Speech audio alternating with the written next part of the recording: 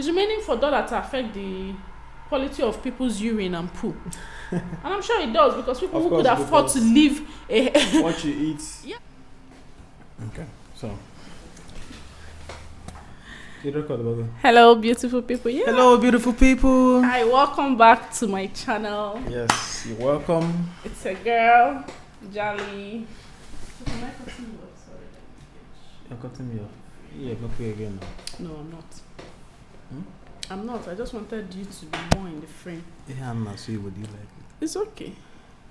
We're Igbos. That's part of what me. Yeah, that's. Don't do that. But let's take the greeting again. I mean, this first part being cut off. Let's come in officially then. Okay.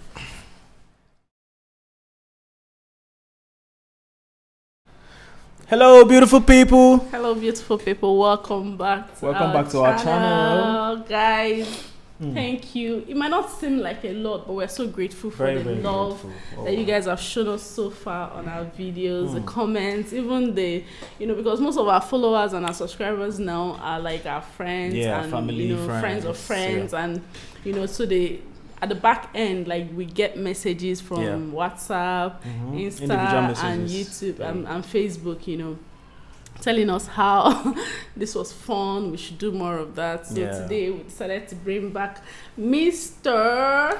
Chris. Yeah, Mr. Chris, aka Choco. In fact, it depends on who is asking. Yeah. What are you answering today? Today, I mean, you're all dressed in your white t-shirt and your rugged jean. Thank God the camera is not picking that. Yeah, and I don't know why he doesn't like cameras picking. He's really, really I like your dress sense, Choco. Yeah.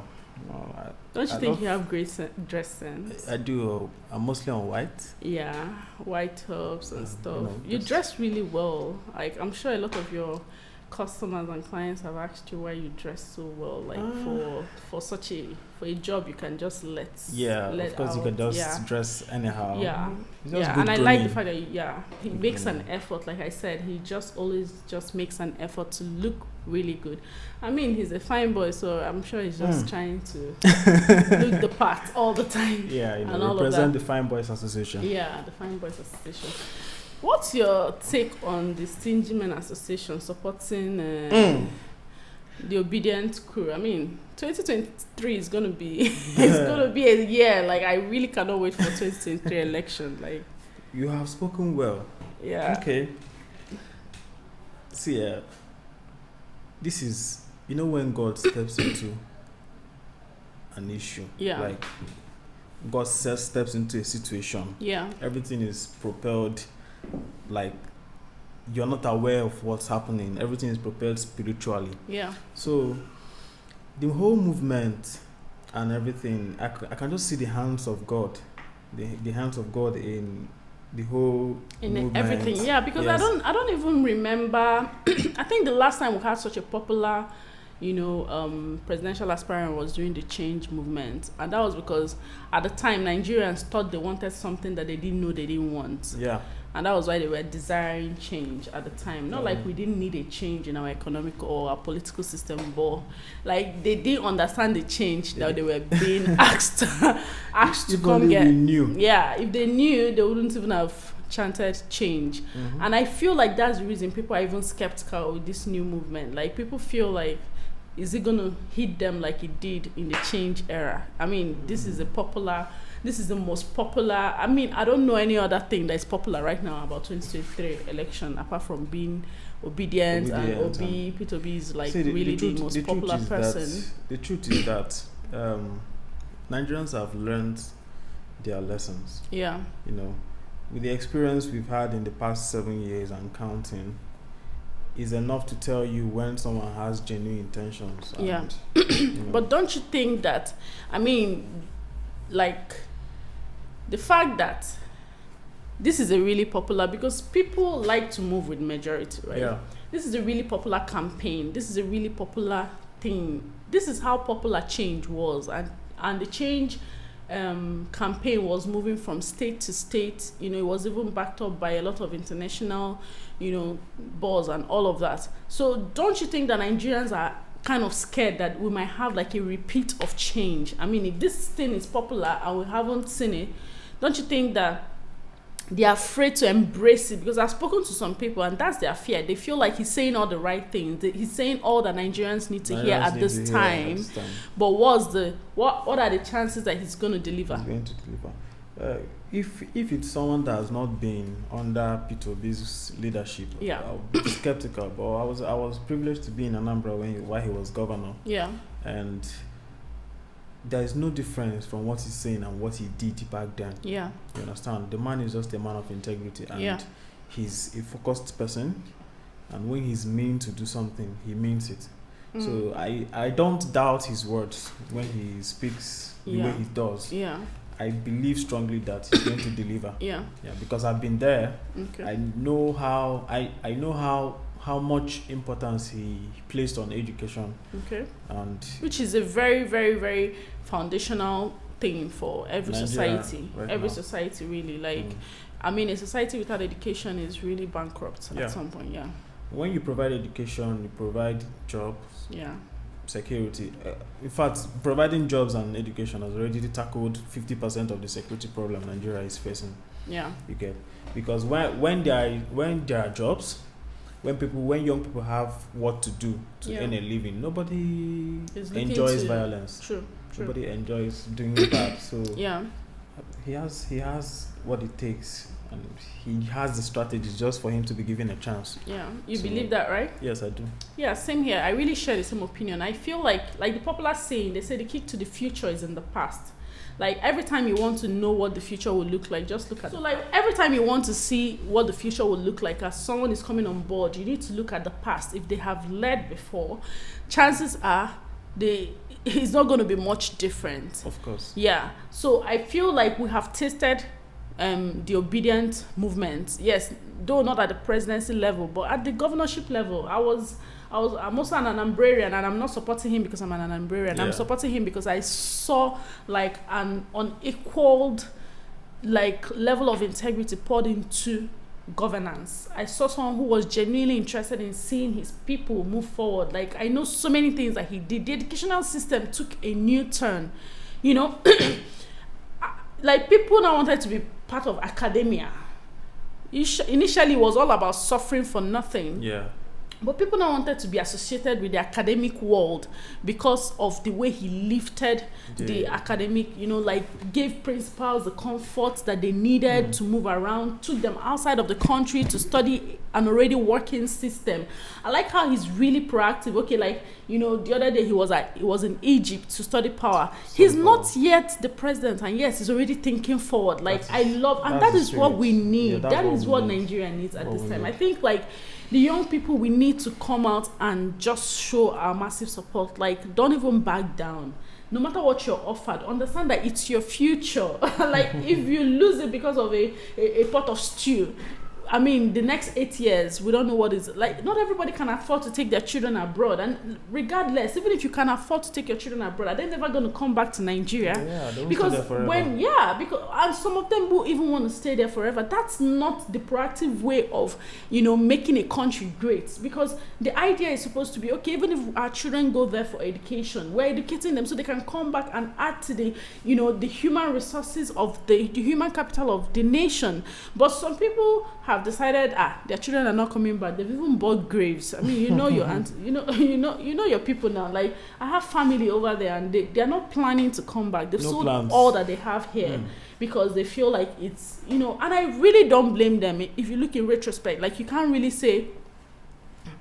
blame them, because whenever they think, all they hear about Nigeria is negative. From the news, everywhere, even the little time they come back, you know, there's no power, there's a lot of the basic things. Yeah, there's insecurity. The basic things that they are used to living with, where they've gone to, they don't even have it in Nigeria. But now, we are faced in 2023 with the offer of a leadership that will do that for us. Yeah. And yet people are skeptical because of the bad experiences we've had. So how do you approach, like, an average Nigerian who is not sure that 2023, that if Peter Obi is voted into government, that Nigeria will take a turn for the better? The truth is that we've all, in one way or the other, experienced all the contestants now. They are ruling power. Yeah.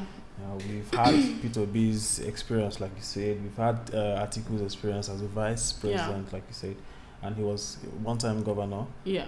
Was he? Yeah, I don't remember. I know he was a vice president to Obasanjo, yeah. Then Tinubu was at some point the governor from Lagos State. Yeah. And with their track records, the person that, to me, that stands out is Obi. Obi, yeah. And I'm not just supporting him because he's my brother. Yeah. But I see greatness in him. I see potential in him as a president. And he's quite younger than... So he's representing the youth. Yes, he's representing the youth. Even though he's not that young, but at least he's just somewhere in between the old class and the, and the young class, yeah. The young class. No, so we are okay with him representing us for now. Yeah. No, it needs for someone to rule a country like Nigeria, you have to be intellectually sound. Yeah. You have to be articulate. Yeah. So, and you have to have financial education. Yeah. Like this guy turned around the fortune of Anambra State. He met debts and he cleared them, invested for the state, saved for the state, left so much in savings, in millions of dollars, and invested for the state. Like Soludo was saying the other day that he made an investment while he was governor, and that now, I think the investment was either $10,000 or $20,000. $20 million. $20 million, yes. And that now is about $100 million. Just how many years after? And that's because it's an investment, though, because if he left it in just savings, it would have been depleted by whoever else took the baton. So you can imagine how forward-thinking he is, because he has financial intelligence. Like, he's financially intelligent. Like, he understands the money world. And I think that is what... And I feel like the way life is set up now, the way the political atmosphere is set up now, with Soludo being the governor of Anambra State, by the grace of God, Peter Obi gets to the presidency, and maybe more like-minded people who are like that, just handling different positions in different places. Like, it would really, really be. You see the issue we're talking. No, let's be real. Like now, on a normal day, yes, my gen is about to come on. But for crying out loud, can't I have like an hour uninterrupted light or 2 hours uninterrupted light? Like, I'm in the middle of something serious, and yet power is out. And I'm not going to edit this part out, because this is why this is what we're talking about. This is what we're talking about. This is what we're talking about. Some people are not willing to make this change. And why do you think it's that? Because I don't think power is such a far-fetched thing to reach for. Having steady power, I think Nigerian has the capacity to provide itself the power it needs. If we're supplying power to other countries, why can't we have steady power supply? I feel why some persons or some individuals are campaigning against Peter Obi is because the bad economy is also benefiting. The state of Nigeria at the moment is beneficial to a lot of people. Yes. There are people who are benefiting from the way Nigeria is now, and that is the way it is. Like, COVID hit. There were people who made a lot of money during COVID, and do you think those people wish that COVID would go away? No, they don't. When it was Ebola, when it was Ebola. There were people who made a lot of money during Ebola season. Do you think they wish that Ebola will ever go away? So the state of the country, at every time, there are people who are direct benefactors of it. But we should not use our selfish reasons to not even want a forward movement, because some people are benefiting from the bad state of things. There are people who are now living way, way, way under the poverty line. Way, way, way under the poverty line. They can't even afford a single meal a day, and it's very, very devastating. I was having a chat with my friend who trades, FX and all. So all right, so he was in support of the Obi movement. So now we have to deal with generator sounds. Probably to block it off, we might have to be hot where we have. So the guy was I was having a conversation, and he was in support of Obi, quite alright, but then he was scared. He was like, dollar with the rate of dollar to naira, now that it's more beneficial to him than if the economy somehow balances, it won't be that profitable for and I understand him, but don't you think that the average man, like, do you know, the other day I wanted to buy something and I think it was $24 and I was like, I can't pay that amount of money every month, because before now this was, I don't know what it was, but the difference in price, it would have been 4,000. So imagine 4,000 in dollars, when it was 160. And so what is 4,000 when it was 160? It was whatever, $20-something. So like now I have to pay like how much just to maintain an app? Like, and I said I never reached that level now. I'm not. It's not yet that serious that I will have to pay something like that, and I'm paying it monthly because dollar is so high now, of which I would have been able to say 4,000 naira. I can pay that every month for something, but now to pay that money monthly, and the truth of the matter is the figure has always been that way in dollar, but America doesn't have to reduce their dollar rate just because your naira doesn't have value. So I feel like it's not such a bad thing. You don't have to lose money. Okay, for that your friend now, the advice would be, you don't have to lose money. All you just need to do is, when you watch that the economy has started changing waves, dollar will not just go from 600 to 100 overnight. When you see the first step down, convert your money back to naira, because now naira would now eventually have to be as strong as the dollar. Do you understand? Just convert your money back to the currency that you made the profits in.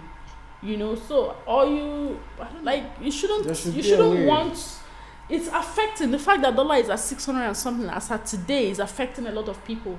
There are people who cannot afford the lifestyle they were used to because people's salaries have not changed. A lot of employers haven't even done one single markup on their staff salary. So, and all these people are people that you have to contend with. Yes, it might be going well for you, and if you're out there listening to us as you're talking, that's Choco's friend. It might be going well for you because you're trading forex. But what about the average guy who doesn't even understand how to trade forex, doesn't even have a smartphone, doesn't even have access to a laptop, or there's no cyber cafe where he lives? And every single thing, it's so crazy how dollar affects everything we do. And sometimes I'm like, what has dollar got to do with Gary? But my husband is like, it affects everything, because the diesel price is high.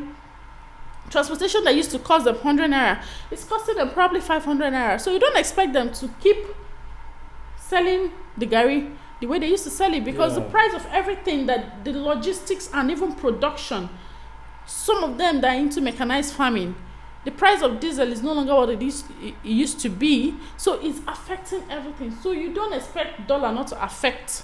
It's remaining for dollar to affect the quality of people's urine and poo. And I'm sure it does, because people who could afford to live people who could afford to eat people who could afford to eat a big plate of rice now, to buy that plate of rice, remember those days, Papa Toby, now 15 naira rice, I'll be struggling. This is real life. I'll be struggling. Now you can't, with 200 naira food, you're wondering, like, the rice just is rice, so you've not added any other thing. You're wondering, like, for crying out loud, madam, you don't want to feed me? I legit used to struggle with eating. I used to buy 15 naira rice then, because 100 naira was too much. Sorry guys, if you haven't ever eaten in Mama Put, this is Buka talk here. I legit used to struggle with finishing 100 naira rice. So I would always tell her, just do 15 naira, then probably do more salad and plantain and all of that. But now, you tell her to put 200 naira food for you. You're looking for the rice. She's doing her hand. Like, she said rice is too expensive. And you don't blame them. A bag of rice went from being 7,000 to now being almost 30,000. What's 30,000? That's local rice is 30,000. Local rice, as at the other day I went to Next, it was 34,000. Wow. Now a bag of foreign rice is about 40-something thousand. Wow. So see the margin. At some point, when she was even still selling food at a regular rate, I was like, only God knows where she gets the tomato and pepper she uses to cook this food right now. Yes. Because it wasn't normal that she wasn't even adjusting her prices. And then I heard the price of a full cow. It's almost $1 million now. Imagine. Cow those days used to get like 100K. You can even get 90K cow those days. Even 50K. I mean, guys, like, this country has come a long way from what we remember it used to be. And we shouldn't be thinking like that. A lot of people are not supporting the Obi movement because they feel like there won't be a lot of liquid in the system to spend. But guys, would you rather spend liquid in the system and have a nation where you can't even move freely on the road? With the liquid you have. With the liquid you have. Do you see the amount of... The marginalization is causing a lot of pain in the heart of many. So let's not just ignore and say, and the unknown government, IPOB and all of that. No. It's the injustice being met out to so many group of people. And the amount of poverty, the hunger in the land is causing a lot of people to revolt. Yeah. So if we can just sacrifice ourselves, like nothing good comes without sacrifice. If we can just sacrifice ourselves, and just give up a little extra comfort, let this nation balance. Then when everybody's making money in a legalized way. Peacefully. You can spend your money, you can eat your money, you can enjoy your money without your next door neighbor thinking that you are undeserving of the blessings of God. Yeah. This is the only country where an individual who is just averagely rich goes with police escort. Police that is meant to be doing other things, like protecting the lives, is now like protecting the life of one person. Because already you're a target. Yeah. You're a target. It's almost like fearful for some people to become successful in this economy. It's a hostile economy at the moment. Yeah. So we need a change. Yeah, we need and the change we are looking for is not the change that came 8 years ago. We need genuine change. They came back with next level slogan. I'm telling you. After the 4 years. We need genuine change. We need to introspect. We need to think about transformation. Yeah. We need to think about the negative effect of the lifestyle and the choices we're making. We need to choose our next leader wisely. To introspect. We need to think about transformation. Yeah. We need to think about the negative effect of the lifestyle and the choices we're making. We need to choose our next leader wisely. To introspect. We need to think about transformation. Yeah. We need to think about the negative effect of the lifestyle and the choices we're making. We need to choose our next leader wisely. Let us leave our biases and our barriers and our, divides, all those things that usually divide us, and let's look forward and give someone younger a chance. Give someone with a fresh perspective a chance. Give someone with financial intelligence a chance, and give someone that has a track record of integrity a chance. That is just it. Nigeria is too big a country, it's too big a destiny to gamble with for delegates and sharing of money, for dollars, and for just jamboree and parties that have no direction. Let's do something better. So guys, I don't know how we ended up in this conversation, right? But I set up the camera. We're supposed to talk about something else, but this was important. This was important because and all that we're talking about just even happened while we're shooting this video, and I'm not going to edit a lot out. It's going to stay so we can understand and have perspective of what we're talking about. It's not funny. It's not. So guys, 2023, please, hope you have your PVC. Obediently get your PVC, please. Obediently get your PVC and obediently vote. And obediently go home and pray obediently and obey the voice of God. Obedience pays. Oh my God! Yeah, obedience pays. Like the Bible says that this is a sign. This is the way I know that you love me, when you obey my command. Yeah. You can't say you love God and you don't obey Him. So obedience is even the only commandment I would say. Yeah. Though He speaks about obeying your parents. Yeah. It's the commandment that has a promise attached to it. So let's obey God, obey our instinct, listen to the voice of the Holy Spirit inside of us telling us, obey your conscience, guys. Don't obey your bank account and all the pools of all that we're being offered today. Guys, the future is bright. Nigeria is a great country, and me, I can't wait to see the greatness this nation holds. I am pro Nigeria every day, every time, I'm not in the league of people who are trying to run away from this country. I dare here, even right? Even if we travel, we're back. We're going to be back, right? So I pray that 2023, that God's hand would, show Himself strong to install his own king on the throne, the nation can rage, they can plot, but it will come to naught as long as God sits on the throne. Yes. So guys, let's do our part. Remember, there's a God part and there's a man part. Go get your PVC and remember to vote on that day. All right, guys. All right, see you guys. Bye.